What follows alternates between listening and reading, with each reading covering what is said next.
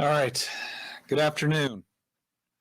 This is normally an update on Monday where we give an update on COVID here in the Commonwealth. We're going to do that in the second half.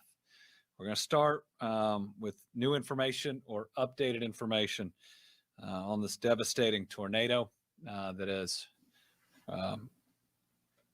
wrecked, destroyed so many of our communities. Our newest estimate on deaths, and these are numbers coming from emergency management. They may differ a little bit from the coroner. There's one of these we're certainly checking on, is that we are now up to 74 Kentuckians that we have lost. One additional one in graves since this morning. Looks like 4 additional in Hopkins, and this is one we are checking right now. I had 14. Emergency management came back with 17. I hope that the 14 is right.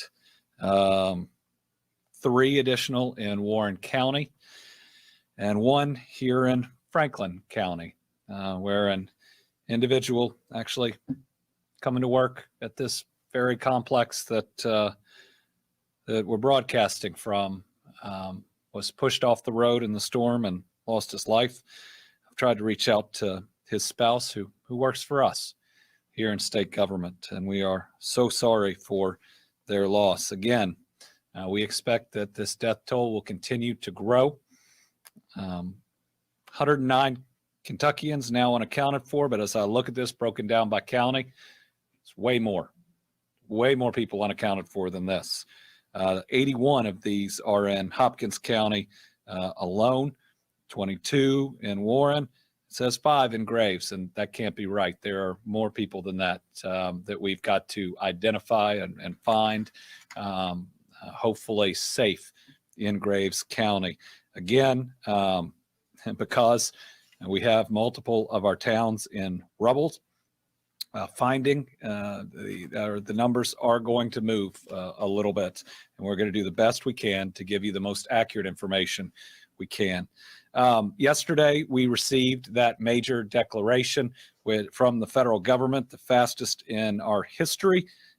We are very grateful, and we've now asked for additional counties to be added, both for public assistance. These are roads and government buildings and public infrastructure.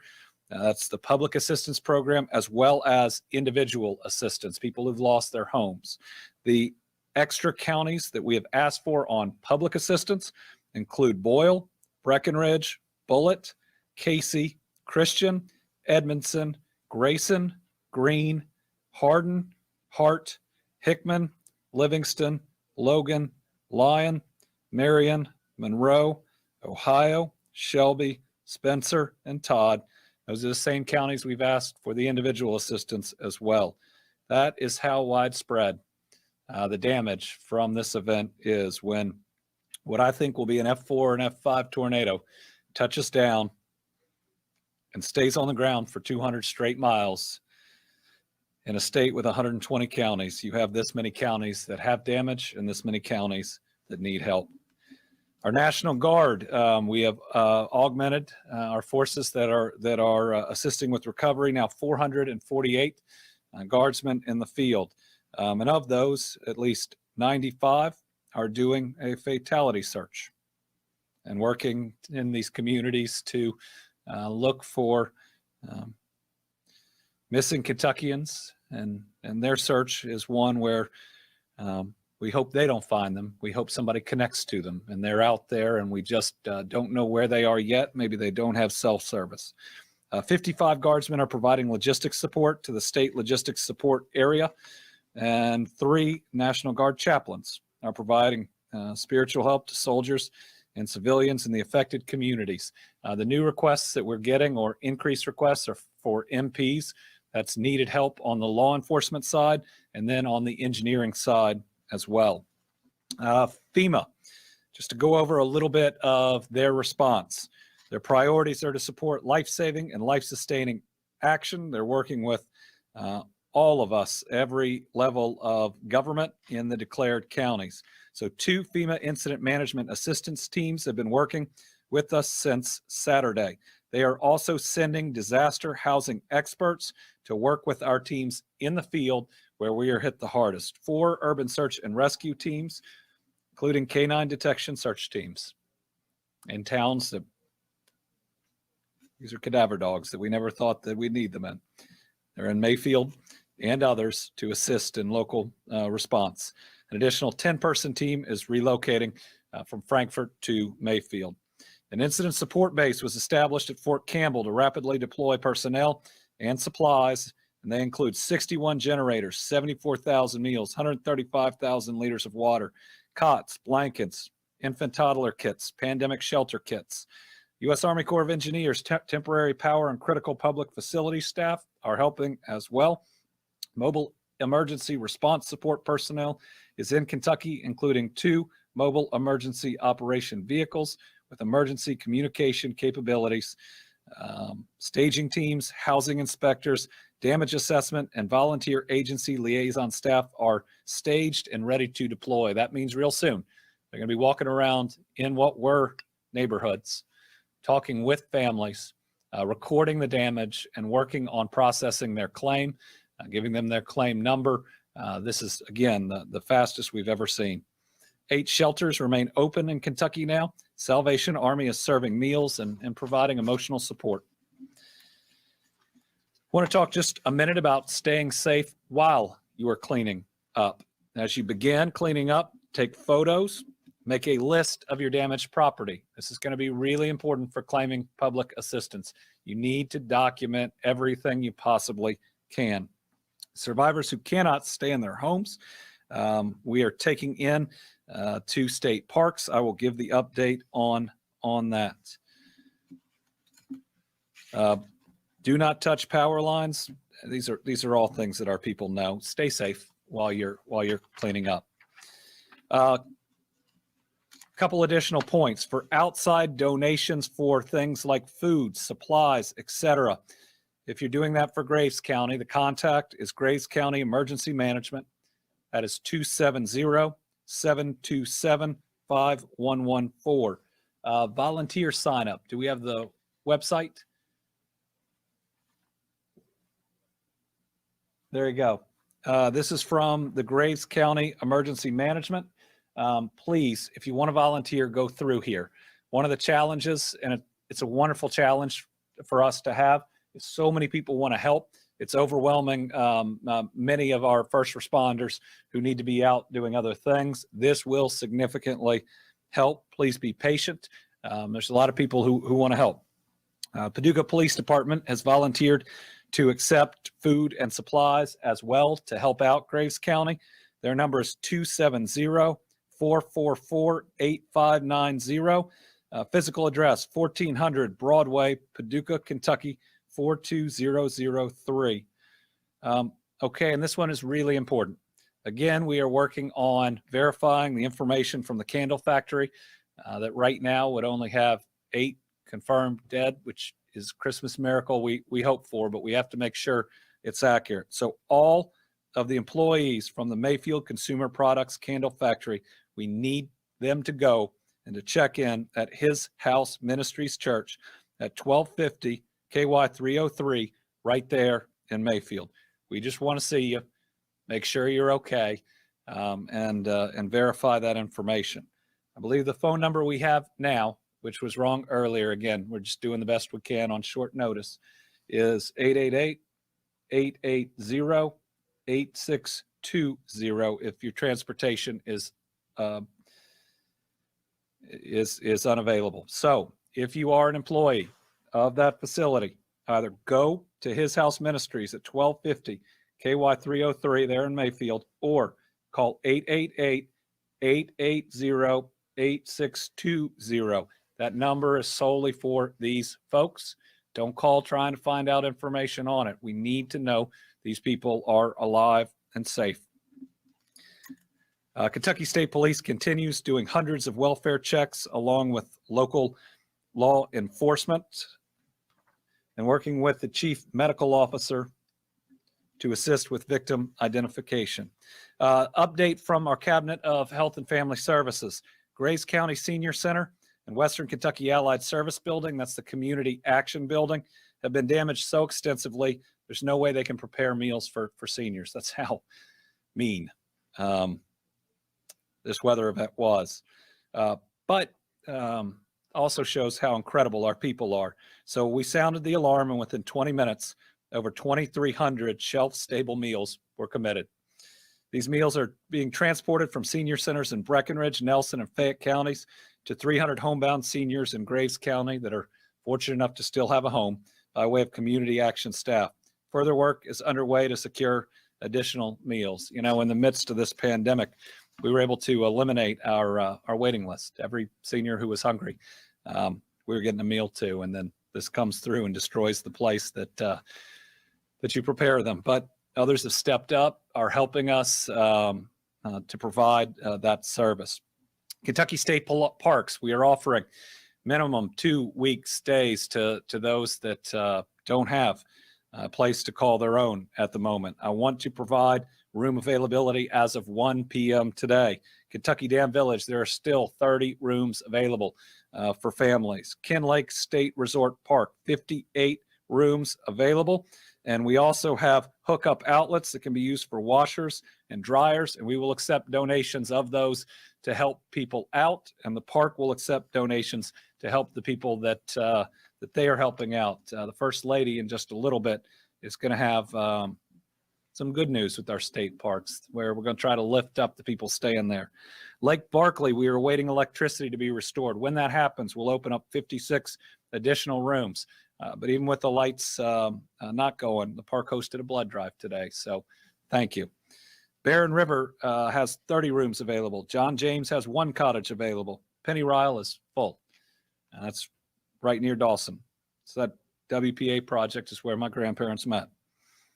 Then the Rough River Dam State Resort Park, 47 rooms available. Again, families who are in need of emergency housing should contact their local emergency management office to request lodging. But hey, if you show up there and you need help, they ought to help you call your local emergency management folks from the park. Volunteers are needed at Ken Lake, Kentucky Dam Village, Rough River Dam, and Lake Barkley State Parks. And I know our folks are watching. It says walk-ins are not accepted. It's not okay. If somebody walks in, call emergency management with them and work through it. Do not turn anybody away at any of our state parks. Let's work to confirm that they need our help. Make sure that they are in a warm place and that they are fed while it's going on. And we're not going to not accept people that need help. Many of our agriculture operations reside in Western Kentucky and were impacted by the historic tornadoes that devastated the area. We're already working with many of them, dead livestock, major operations, helping to remove the carcasses and ultimately provide the support that's necessary. To do that, I've created an agriculture working group. The working group will work with my office, the executive branch, and any other entities deemed necessary. We've been in constant communication with the people in this working group the past 48 hours, and we remain dedicated to addressing the needs of so many farmers in that area. With that, I'm going to turn it over to Michael Dossett for his update, and then we're going to get uplifted by the First Lady. We're going to make sure our kids don't miss out on their Christmas.